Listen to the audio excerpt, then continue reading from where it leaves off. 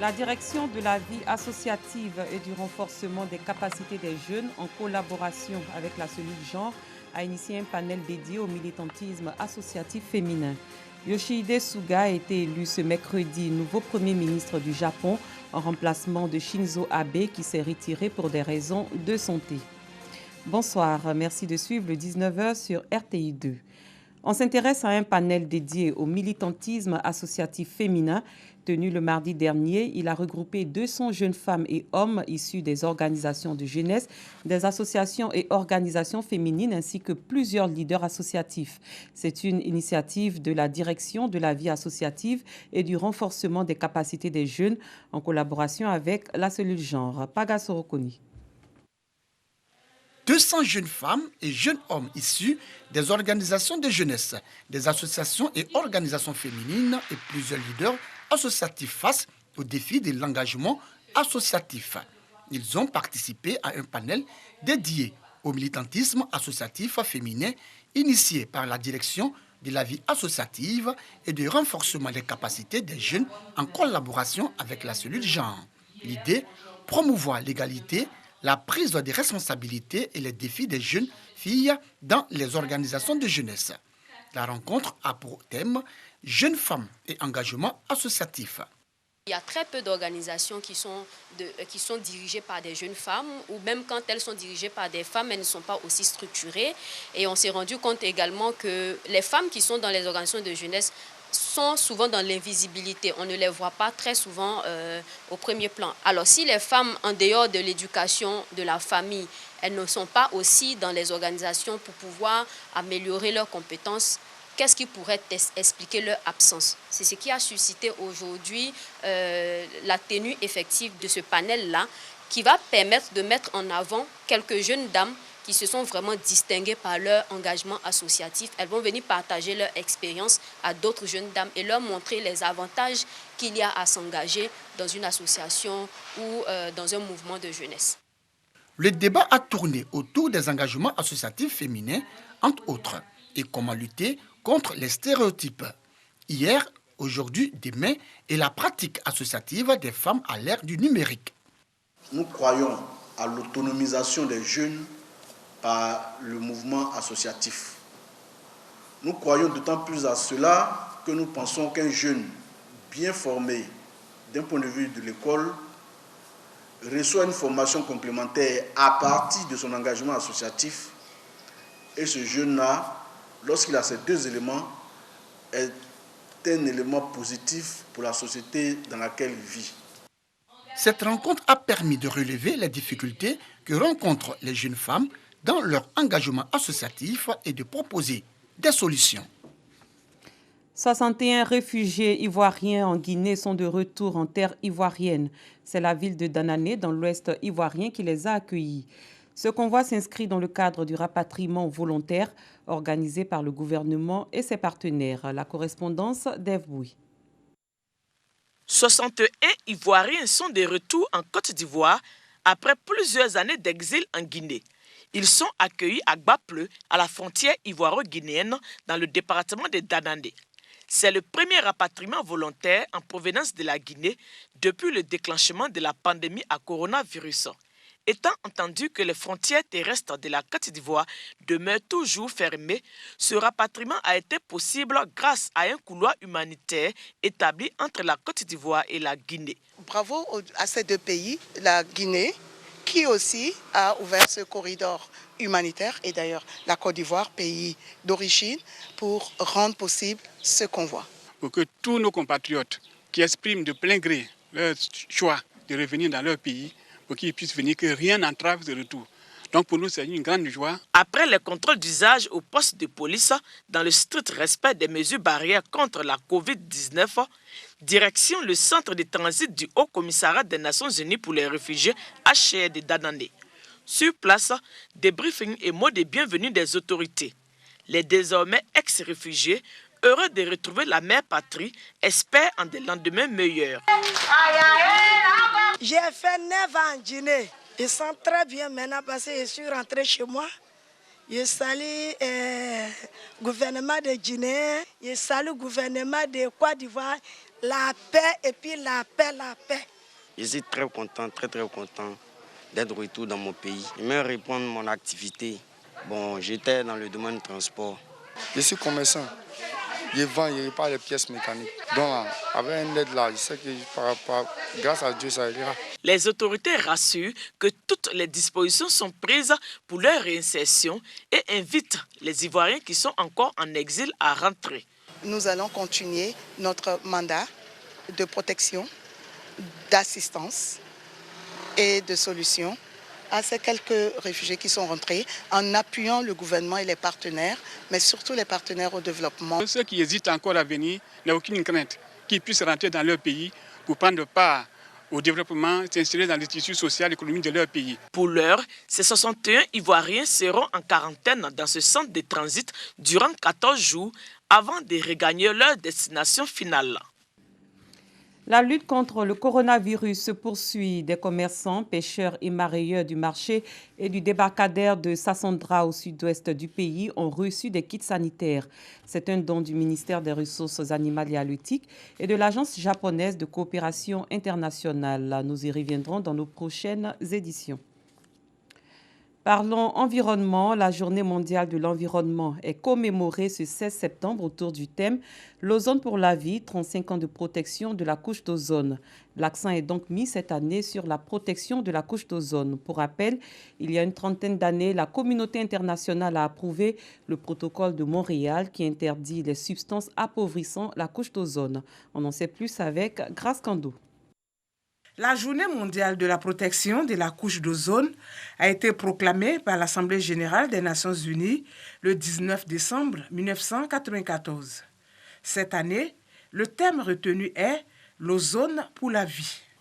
La couche d'ozone est la partie de l'atmosphère, dite stratosphère, qui s'étend entre le 11e et le 50e kilomètre au-dessus de nos têtes. Dans les années 1970, les scientifiques ont observé un appauvrissement de celle-ci dû à l'utilisation d'un certain nombre de gaz par les humains. Ce phénomène a des conséquences sur la santé et le réchauffement du climat et l'environnement en général. L'année 2020 marque le 35e anniversaire de l'adoption de la Convention de Vienne pour la protection de la couche d'ozone. Occasion pour le professeur Joseph Seka de revenir sur les actions menées par le gouvernement ivoirien en matière de protection de la couche d'ozone. Ce sont notamment les cas des chlorofluorocarbones, CFC, ou frayons, utilisés dans la production du froid, la fabrication de la mousse et les aérosols qui ont été éliminés depuis le 1er janvier 2010. Des halons pour l'extinction des incendies en 2005. Du bromure de méthylène pour le traitement du cacao stocké avant exportation en 2015. Pour préserver ces acquis, le ministre de l'Environnement et du Développement durable invite les populations à protéger la couche d'ozone pour les générations futures. Un mot de culture, l'ensemble artistique Mam Art a fait son entrée culturelle récemment à Bobo Akeikwa, une activité qui marque le lancement des activités de cet ensemble artistique. Cette rencontre a permis à la compagnie de faire montre de son savoir-faire en matière de chorégraphie et de mise en scène théâtrale. C'était une rentrée riche en spectacles et en créativité, comme nous l'explique Paga Sorokone.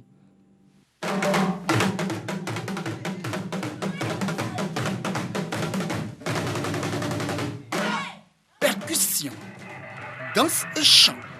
Nous sommes à la rentrée culturelle de l'ensemble artistique Mam Art.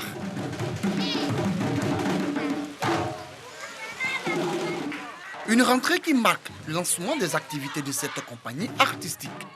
Au tout début, j'ai eu un rêve depuis mon enfance d'avoir une compagnie artistique. de former des gens dans le domaine de la danse et de devenir des danseurs professionnels. C'est dans cette optique que j'ai imaginé et j'ai créé cet ensemble Mam'Art dans le but de pouvoir valoriser la culture ivoirienne et occidentale. Et ce ballet qui se passe derrière, on l'appelle concentration. C'est pour apporter un message de paix, de convivialité et de choses, de réconciliation. Parce que nous sommes dans une période où on a besoin vraiment de réconciliation. Non à la guerre! Non à la guerre! On veut la paix! 2 heures de spectacle riches en couleurs et en créativité. De la comédie musicale à la danse afro-contemporaine, en passant par les danses du terroir, la compagnie a fait montre de son savoir-faire en matière de chorégraphie.